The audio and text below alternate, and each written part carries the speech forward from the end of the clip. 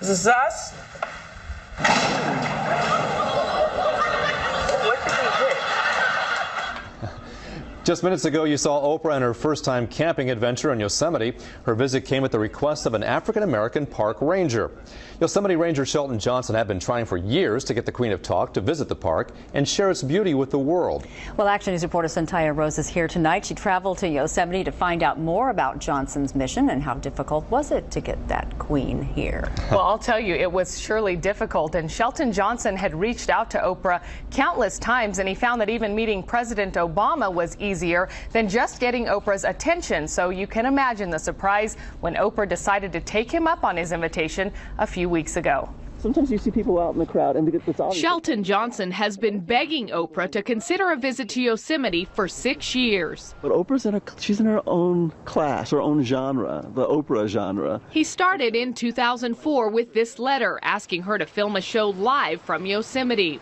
Less than 2% of national park visitors are African American. He figured if anyone could change the face of visitors, it would have to be Oprah Winfrey. She surprised him in a big way early this month when she pulled up hauling a pop-up trailer alongside her best friend, Gayle King. And to get her attention to the point where not only is she responding to me, she's responding to what I'm saying. She's seeing that here we are in one of the most beautiful places in the world, and a chunk of our population does not visit places like this. And it's a problem. It's a problem in the sense that all Americans own the national parks, but not all Americans are here. And she heard that and wanted to do something about it, and that's what really impressed me. Park Ranger Scott Getteman helped plan the trip. He chose a campsite for Oprah nestled next to the Merced River with breathtaking views. Yeah, I've got to be honest. I said, you know what? I want to be able to, them to be in this campsite and look up and to see Half Dome and to see North Dome. And it was a night like this, we've got Glacier Point, these beautiful ponderosa pines.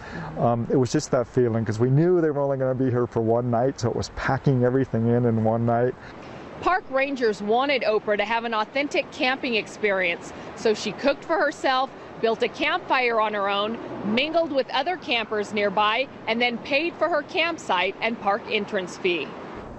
Even when the cameras weren't rolling, rangers were impressed with how Oprah immersed herself in the experience. During some of the off time, they had a trivia book about national parks, and so they were quizzing each other on trivia. They were playing music and just having a good time. And it wasn't so much being silly, it was just really getting into it. Oprah and Gayle even took in the scenery by riding these mules. She's very nice, very ladylike. Her and Gayle both. 4 weeks later, the famous visitor to the Lower Pines campground is still the buzz. Ryan Neighbors from Carlsbad had no idea who graced his campsite until another camper filled him in. A lady was walking by earlier this morning and was like, "Oh, did you know it that Oprah stayed here at campsite 63?" I said, I knew that she had come up here because I had seen it in the news, but outside of that, staying at this location, had no idea. Wow. Yeah, it was so awesome. It was very awesome. The interesting thing is because it's a national park, they cannot close it down. So they gave her and her security crew just 2 campsites, and then everyone else was just the normal campers. And they said that after about 30 minutes, kind of the newness wore off, and everyone kind of just really did their own thing. All right, what a wonderful experience. Good for you. It was great. How much fun that was. It was. Very nice. Santaya, thank you. Thanks, Santaya.